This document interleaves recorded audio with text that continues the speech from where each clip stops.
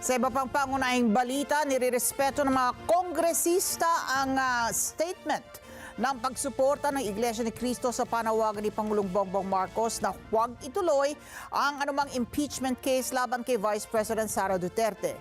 Kumpiyansa mga kongresista na para ito sa ikabubuti at para po sa kapayapaan ng bansa. Si Vic Somintak sa balitang yan. Iginagalang ng Kamara ang statement of support ng Iglesia ni Cristo sa posisyon ni Pangulong Ferdinand Marcos Jr. na huwag nang pagkaabalahan ng impeachment case laban kay Vice President Sara Duterte. Itong inihayag ni House Deputy Majority Leader Congressman Paulo Ortega sa regular press conference sa Kamara. Naniniwala si Ortega na anumang hakbang ng religious group ay para sa ikabubuti at kapayapaan ng bansa. Klaro naman po yung mga napanood ko Parang sinasabi nila, they're in support of the statement of the President. At sabi naman po nila, magsasagawa po sila ng rally. At alam po naman po natin, syempre nire-respeto po natin ang ating mga kapatid sa iglesia. Niliwanag ni Ortega na wala pang opisyal na posisyon ang majority group sa Kamara kaugnay ng isinampang impeachment complaint laban kay BP Sara. Ayon kay Ortega, nakapokus ang liderato ng Kamara sa mga legislative agenda na kailangang pagtibayin bago matapos ang 19th Congress. So ang trabaho po namin, we're constitutionally mandated na aktuhan po yun. Lalo po pag na-refer na yun. Kasi pag hindi nyo po inaktuhan yun, parang hindi po namin ginawa yung trabaho namin. Pero yun nga po, may proseso pong pagdadaanan yan. Hindi naman po isang boto lang yan. Boto po ng buong House at ibabato po natin sa Senate. Then, depende po sa progress ng mga na-file na impeachment complaints. Niliwanag naman ni Ortega na constitutional duty ng Kamara na aksyonan ang impeachment complaint na isinampa laban sa pangalawang Pangulo. Vic Somintak para sa Mata ng Agila, matatag, matapang, matapat. At kaugnay niyan, nakahanda naman ang Philippine National Police o PNP na maglatag ng sapat na seguridad sakaling matuloy ang pinaplanong mapayapang rally na inihanda ng Iglesia ni Cristo. Ayon kay PNP Public Information Office Chief Brigadier General Jean Fajardo, wala naman silang ginagawang espesyal na paghahanda para sa naturang aktibidad. Kung ano anya ang inilalatag nilang seguridad tuwing may mga rally, ang ibang grupo ay pareho rin ang kanilang gagawin. Dagdag pa ng opisyal, umaasa sila na makipag-ugnayan ang Iglesia ni Cristo sa mga lugar na pagdarausan ng rally. Inaasahan din nila na kukuha ang INC ng mga kukulang permit kung sakali na magsagawa ng rally sa labas ng mga Freedom Park. Sa harap nito, tiniyak rin ng pambansang pulisya na magpapatupad sila ng maximum tolerance sa hanay ng INC na sasama sa gagawing rally. Una nang inanunsyo na ginagawang paghahanda ng Iglesia ni Cristo para sa payapang rally upang ipahayag ang pagpabor nito sa posisyon ni Pangulong Marcos Jr. na hindi sumasang-ayon sa isinusulong ng ilang sektor na impeachment case laban kay Vice President Sara Duterte dahil maraming problema ang bansa na dapat unahin ng gobyerno.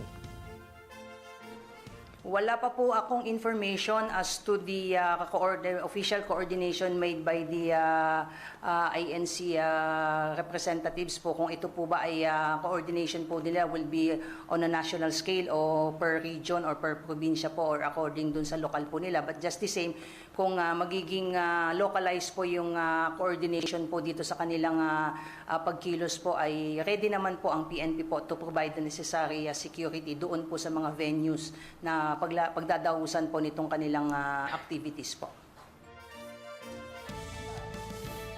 Samantala, pinaboran ng mga senador ang gagawing mapayapang rally ng Iglesia ni Cristo bilang pagsuporta sa panawagan ni Pangulong Bongbong Marcos na huwag nang ituloy ang anumang impeachment case laban kay Vice President Sara Duterte. Kumbinsido mga mambabatas na magdudulot lang ng pagkawatak-watak ang nasabing hakbang at makadaragdag lang sa mga problema ng bansa. Detalye sa live report ni Mean Corvera. Mean! Ali, kung ang mga senador ang masusunod, nais nila na hindi na sana umusad ang impeachment complaint laban kay Vice President Sara Duterte.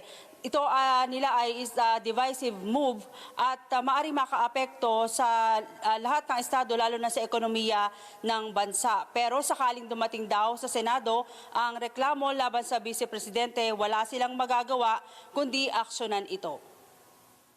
Patunay na ayaw nila, tulad ng maraming Pilipino, na magkawatak-watak tayo kung kailan maganda na sana ang takbo ng ating bansa. Yan ang pananaw ni Senate President Francis Escudero sa maikinakasang malawakang rally ng Iglesia ni Cristo bilang pagsuporta sa panawagan ni Pangulong Bongbong Marcos na itigil ang anumang kaso ng impeachment laban kay Vice President Sara Duterte. Sabi ni Escudero, may karapatan ang mga miyembro ng Iglesia ni Cristo o sino mang mamamayang Pilipino na itulak ang sa tingin nito ay makakabuti sa bansa para pahupain ng anumang gulo na maari magresulta ng pagkakawatak-watak ng mga Pilipino. Aminado si Escudero na ang anumang impeachment magdudulot ng pagkakawatak-watak ng mga Pilipino. Suportado rin ni Senador Cynthia Villar ang hakbang ng Iglesia ni Cristo dahil ang anumang impeachment hindi makakatulong sa bansa. Ang dapat anyang atupagi ng mga nagsusulong ng impeachment ay pagtulong sa kapwa, lalo na sa mga biktima ng sunod-sunod na kalamidad. I agree with that. Siyempre, pag nag-impeachment, magiging divisive yun and it's not good for the country. So, mabuti na lang na wag nang mag-away. Kasi importante sa country na we're united in helping the country develop. Maraming problema ang bansa natin, lalo na kagaling-galing lang natin sa mga disaster.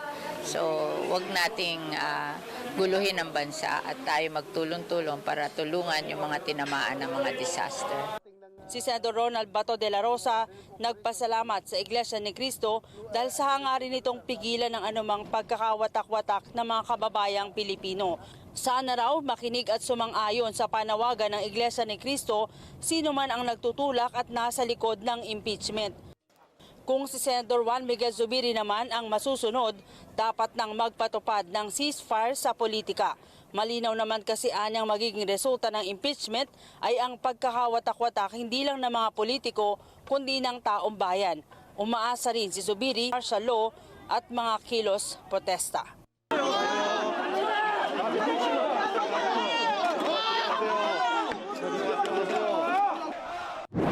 We have to do our constitutional mandate to convene an impeachment court. I used to be Senate President, so we know the implication of that. We know our duty. But of course, personally, if you ask me and my personal opinion, sana walang gulo. Kasi ayaw po natin ng gulo at this point in time. Gusto ko po na namin ceasefire muna at this point in time. Tingnan nyo nangyari sa South Korea. Diba? They declared martial law in South Korea. Now nagkakagulo sila doon. I couldn't believe it. No, I couldn't believe that they had this type of political noise in South Korea last night. So ayaw naman po natin na mangyari yun, na magkaroon ng catalyst.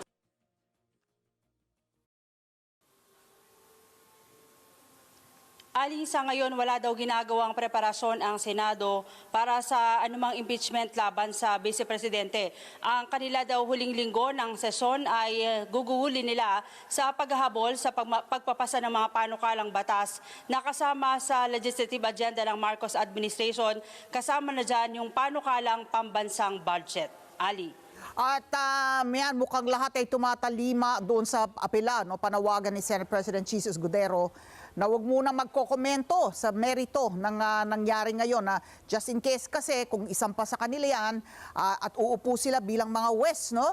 Convened as an impeachment court ang Senado, ay malalagay sila sa alanganin kapag ngayon pa lang ay meron na silang prejudgment nung darating sa kanila na kaso. Mukhang tumatalima naman, ano, Mayan?